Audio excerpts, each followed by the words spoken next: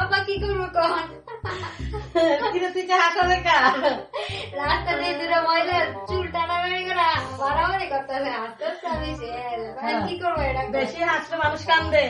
ওই ফ্লোর এগুলা মানে ফার্নিচার গুলা একটু মুচ্ছে আলা ঠিক আছে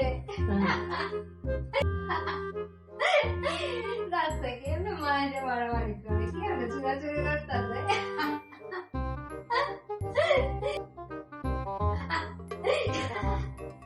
রাস্তা কেন মহিলা ধরে মারামারি করে আল্লাহ হ্যালো হ্যাঁ অসুস্থ